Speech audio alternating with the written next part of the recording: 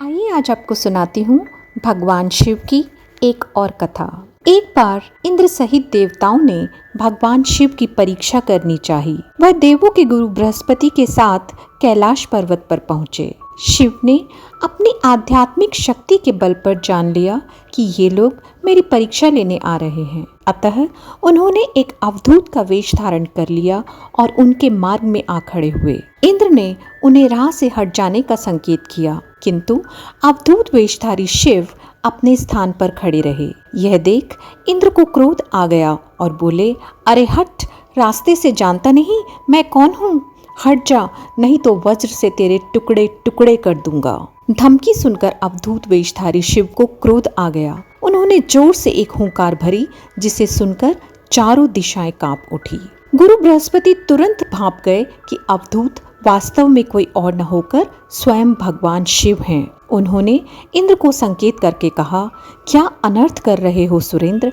तुम भगवान शिव को नहीं पहचान रहे हो? यह तो साक्षात भगवान शिव हैं। इंद्र को अपनी भूल का ज्ञान हुआ। वह तुरंत भगवान शिव के चरणों में गिरकर क्षमा याचना करने लगे। क्षमा करें भगवान, मुझसे पहचानने में भूल हो गई। गुरु बृहस्पति ने कहा, हाँ प्रभु, देवेंद्र को क्षमा कर दीजिए, ये आपको पहचान नहीं पाए थे। अनजाने में ही इन्होंने आपको अपशब्द कह दिए, क्षमा कीजिए। गुरु बृहस्पति के अनुनय विनय करने पर शिव ने इंद्र को क्षमा कर दिया। इस घटना के कुछ दिनों बाद एक विलक्षण चमत्कार हुआ। समुद्र तट पर गंगा सागर के किनारे एक बालक रेत पर पड़ा रुदन कर रहा था। उसके गले से इतना प्रलंकारी रुदन फूट रहा था कि उससे चारों दिशाएं कांपने लगी। देव, दानव, दैत्य सब घबरा गए। वायु थम सी गई। घबराए हुए देवता इंद्र सहित पितामह ब्रह्मा के पास पहुँचे और उनसे कहा, पितामह, सागर संगम पर एक अद्भुत बालक रेत में पड़ा रो रहा है। वह इतनी जोर जोर से रुदन कर रहा है कि देवों में भय छा गया है। कृपया चलकर इस संकट को दूर कर दीजिए। पितामह ब्रह्मा इंद्रादि देवताओं के साथ सागर संगम पहुँचे। पितामह के पहुँचते ही सागर अपने स्थान से निकला। उसने इंद्र सहित पितामह की वंदना की। ब्रह्मा ने सागर से पूछा, जल में रेत पर पड़ा यह बालक कौन है? इसके रुदन को सुनकर समस्त संसार त्रस्त हो रहा है। सागर ने कहा, मैं नहीं जानता भगवान। एक दिन एक विलक्षण तेज लहरों में आ गया था, उसी से इस बालक की उत्पत्ति हुई है। यह कहकर सागर ने बालक को गोद में उठाया और ब्रह्मा की गोद में दे दिया। ब्रह्मा की गोद में आते ही बालक ने रोना बंद कर दिया और कुछ ही देर में अचानक बालक की बाहें आगे बढ़ी। उसकी दोनों बाहों ने ब्रह्मा का गला पकड़ लिया। यह देख अन्य देवता स्तंभित हो उठे। ब्रह्मा ने अपना गला छुड़ाने का प्रयास किया, किंतु बालक के हाथों की पकड़ और मजबूत हो गई। फिर अचानक बालक ने उनका गला छोड़ दिया और मुस्कुराने लगा। ब्रह्मा अपना गला सहलाते हुए बोले, इस बालक का नाम क्या है सागर? सागर बोला, अभी इसका नामकरण नहीं हुआ है पितामह, आप ही इसका कोई नाम रख दीजिए। ब्रह्मा बोले, मैं इसका नाम जलंधर रखता हूँ। आज से यह तुम्हारा ही पुत्र कहा जाएगा। बच्चे का नामकरण करके सागर के हाथों में सौंपकर पितामह सहित सभी देवता अपने अपने धाम लौट गए।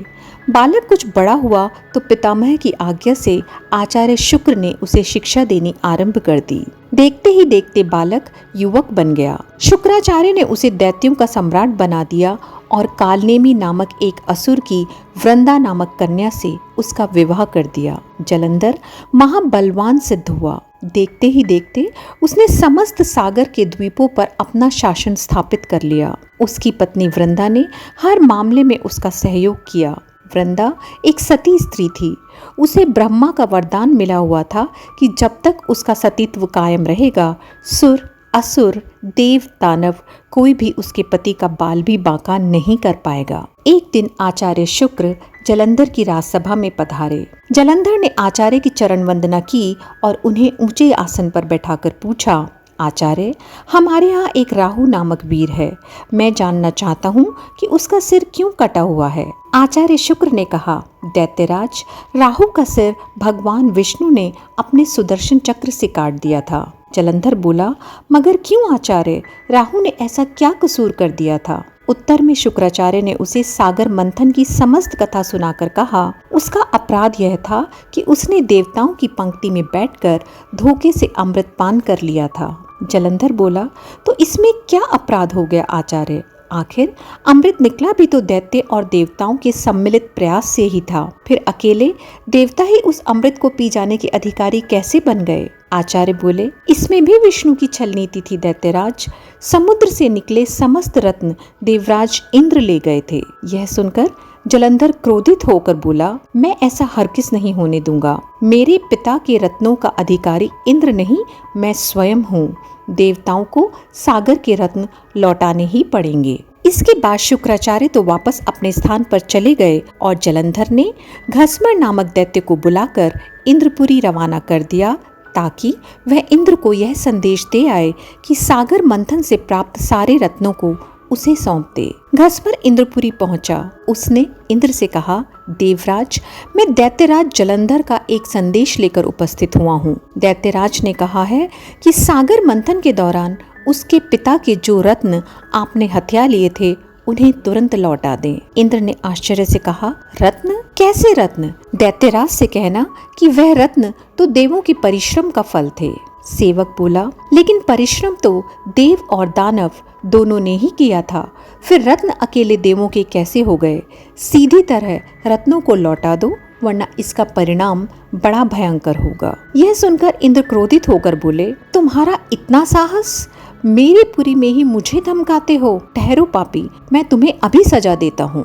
यह कहकर इंद्र ने अपना वज्र निकाल लिया, लेकिन तभी आचार्य बृहस्पति ने उसे रोक दिया और उसे समझाते हुए बोले, क्रोध में मत आओ सुरराज, यह दूत है और दूत अवध्य होता है, इसे जाने दो। घसमर वापस जलंधर के पास पहुंचा और इंद्र द्वारा दिया गया उत्तर उसे कह सुनाया। सुनकर जलंधर आग बबूला हो उठा। उसने तुरंत चारों दिशाओं में स्थित दैत्यों के पास संदेश भिजवा दिया कि वे तुरंत इंद्रपुरी पर आक्रमण कर दें। साथ ही अपने सेनापतियों शुभ और निशुंभ के साथ इंद्रलोक पर चढ़ाई कर दी। शीघ्र ही दैत्यों की सेना इंद्र के नंदनवन में जा पहुंची और सैनिकों ने देवताओं का विध्वंस करना आरंभ कर दिया। दैत्यों के दल अमरावती को नष्ट भ्रष्ट करने में लग गए। दोनों पक्षों के वीरों की लाशें जमीन पर गिरने लगी। आचार्य बृहस्पति देवों की ओर से और शुक्राचार्य दैत्यों की ओर से घायल और मृत वीरों का उपचार करने में लगी और वह पुनः जीवित होकर युद्ध करने लगते। युद्ध चलता रहा, लेकिन किसी भी पक्ष को विजय नहीं मिल पा रही थी। इस पर जलंधर क्रोधित होकर शुक्राचार्य के पास पहुंचकर बोले, गुरुदेव, संजीवनी विद्या तो सिर्फ आप ही जानते हैं, फिर ये देवता मरकर जीवित कैसे हो रहे हैं? शुक्राचार्य बोले, दैत्यराज, संजीवनी बूटी का उपयोग करना आचार्य बृहस्पति भी जानते हैं। उन्होंने कई देवता इसी काम पर लगा रखे हैं कि वह द्रोणगिरी से संजीवनी बूटी लाते हैं। यदि किसी तरह देवताओं द्वारा द्रोणगिरी से बूटी लाना रोक दिया जाए तो आचार्य बृहस्पति देवों को पुनः जीवित नहीं कर पाएंगे। जलंधर बोला, लेकिन हमें इस तरह से तो अपनी सेना का एक बड़ा हिस्सा द्रोणगिरी पर्वत की ओर ले जाना पड़ेगा और यहाँ तो भयंकर गति से युद्ध चल रहा है। शुक्राचार्य बोले, तो फिर क्यों न द्रोणगिरी पर्वत को ही सागर में डुबो दिया जाए, न रहेगा बांस न बजेगी बांसुरी। शुक्राचार्य की बात सुनकर जलंधर अमरावती छोड़कर द्रोणगिरी पर्वत पर जा पहुंचा और उसने मंत्रबिद्ध बाणों से उसे समुद्र में डुबो दिया। इससे देवताओं को संजीवनी बूटी मिलनी बंद होने लगी। देवताओं में घबराहट फैल गई। इंद्र घबराता हुआ आचार्य बृहस्पति के पास पहुंचा। बोला, हमारे वीर बड़ी संख्या में हताहत हो रहे हैं आचार्य, अब क्या होगा? इस तरह तो समस्त देवताओं का विनाश हो जाएगा। आचार्य बृहस्पति बोले, मेरी सलाह मानो देवेंद्र, यह युद्ध तुरंत बंद कर दो और अपनी सेना सहित भागकर जान बचा लो। जलंधर भगवान शिव के तेज से पैदा हुआ है, उसमें भगवान शिव का अपार बल है। तुम अपनी जान बचाओ, बाद में कोई न कोई उपाय जलंधर को मारने के लिए निकल ही आएगा। आचार्य बृहस्पति की सलाह मानकर देवता युद्ध छोड़कर भाग निकले और मेरु पर्वत की कंदराओं में जा छिपे। शुंभ निशुंभ सहित दैत्यों की सेना ने उनका पीछा किया, किंतु देवता पहाड़ की गुफाओं में पहुंचकर अदृश्य हो गए। थक हार कर दैत्यों की सेना वापस लौट पड़ी। जलंधर ने सारी अमरावती को लूट लिया और स्वयं इंद्र के सिंहासन पर बैठ गया। इंद्र मेरु पर्वत की कंदराओं से निकला और अपने साथियों के साथ भगवान विष्णु के पास पहुंचे। उन्होंने भगवान विष्णु से प्रार्थना की, रक्षा कीजिए प्रभु, जलंधर ने समस्त अमरावती तबाह कर दी है। हजारों देवता मारे गए हैं। स्वयं मैं भी मुश्किल से जान बचाकर यहाँ आया हूँ। विष्णु ने इंद्र को आश्वासन देते हुए कहा, घबराओ मत सुरराज, मैं स्वयं तुम्हारी सहायता को चलता हूँ।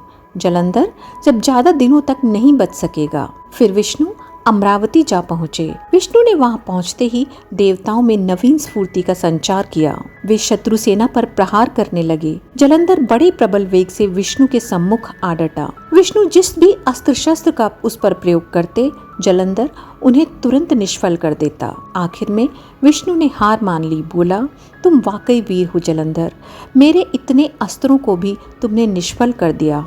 अब यह युद्ध बंद कर दो। जलंधर बोला, अब यह युद्ध एक ही शर्त पर बंद हो सकता है देव, यदि आप मेरी बहन लक्ष्मी सहित मेरे द्वीप पर मेरा आतिथ्य स्वीकार करें। विष्णु ने जलंधर की शर्त स्वीकार कर ली। जलंधर के आदेश पर युद्ध बंद हो गया। भगवान विष्णु लक्ष्मी सहित सागर द्वीपों पर पहुंचे। जलंधर अमरावती की सारी संपदा को अपनी राजधानी ले आया और बड़े प्रेम से भगवान विष्णु का आतिथ्य सेवा करने लगा। एक दिन देवर्षि नारद उनकी सभा में पधारे। जलंधर ने उनका स्वागत सत्कार किया। नारद जी बोले, दैत्यराज, इस समय समस्त ऐश्वर्य तुम्हें उपलब्ध है, किंतु एक चीज की कमी है। जलंधर बोला, कमी? किस चीज की कमी है देवर्षि? सब कुछ तो मेरे पास है। नारद बोले, एक ऐसी सुंदरी की कमी है जो सुंदर होते हुए भी सर्वगुण संपन्न हो। हालांकि तुम्हारी पत्नी वृंदा स्वयं भी बहुत सुंदर है, किंतु शिव की पत्नी पार्वती की बात ही कुछ और है। जलंधर बोला, यदि ऐसा है देवर्षि, तो मैं पार्वती को जरूर अपनी पत्नी बनाऊंगा। मैं आज ही अपनी सेना को कैलाश पर चढ़ाई करने का आदेश देता हूँ। मतिमंद जलंधर अपनी सेना लेकर कैलाश पर्वत पर टूट पड़ा। उसकी सेना और शिवगणों में भयंकर युद्ध छिड़ गया। आखिर शिव के गण युद्ध भूमि छोड़कर भाग निकले। विवश होकर भगवान शिव को युद्ध भूमि में जाना पड़ा। अपने स्वामी की उपस्थिति में शिवगणों का उत्साह बढ़ गया। वे तीव्र वेग से दैत्य सेना पर टूट पड़े और उनका संहार करना शुरू कर दिया। शिव जलंधर के सम्मुख आ डटे। दोनों में विकट युद्ध छिड़ गया। दूसरी ओर भगवान विष्णु अपनी कुछ और ही माया रच रहे थे। जलंधर की पत्नी वृंदा एक महान पतिव्रता नारी थी। विष्णु ने जलंधर का वेश धारण किया और उसके शयनागर में जा पहुंचे। उन्होंने वृंदा का आलिंगन किया, लेकिन वृंदा को यह आभास हो गया कि उसके पति का वेशधारी यह व्यक्ति उसका पति नहीं है। अतः कड़क कर बोली, कौन है तू? विष्णु अपने वास्तविक रूप में प्रकट हुए और हंसते हुए बोले, मुझे बहुत खेद है वृंदा, लेकिन ऐसा करना आवश्यक हो गया था। तेरा पति तेरे ही कारण अजय था। अब उसे मारने में भगवान शिव को कोई परेशानी नहीं होगी। वृंदा रोते हुए बोली, आपने मेरा साथ ऐसा विश्वासघात क्यों किया प्रभु? मेरे पति ने तो आपके आतिथ्य सत्कार में कोई भी कमी नहीं छोड़ी थी। भगवान विष्णु ने उसे आशीर्वाद देते हुए कहा, तुम वास्तव में ही एक पूज्य नारी हो वृंदा, लेकिन हर आतताई का एक न एक दिन अंत होता ही है। तुम्हारे पति के पापों का घड़ा भर चुका है, उसका अंत समय निकट आ पहुंचा है। मैं तुम्हें वरदान देता हूँ कि आज से सारे संसार में तुम पूजी जाओगी। स्त्रियां तुम्हारी पूजा किया करेंगी। पश्चाताप की अग्नि में जलती हुई वृंदा अग्नि में कूद पड़ी और देखते ही देखते भस्म हो गई। उसके शरीर का तेज निकलकर पार्वती के शरीर में प्रविष्ट हो गया। देवताओं ने पुष्प वर्षा की। वृंदा की अग्नि में भस्म होते ही जलंधर का तेज घट गया। भगवान शिव ने अपने त्रिशूल से उसका मस्तिष्क काट दिया। जलंधर के मरते ही उसका वह तेज जिससे वह आज तक अजय था, शिव के शरीर में प्रविष्ट हो गया। दैत्य सेना घबराकर भाग निकली। देवताओं ने शिव की जय जयकार की। इंद्र ने पुनः अपना सिंहासन प्राप्त कर लिया और कुछ काल बाद सर्वत्र अमन चैन व्याप्त हो गया। ओम नमः शिवाय।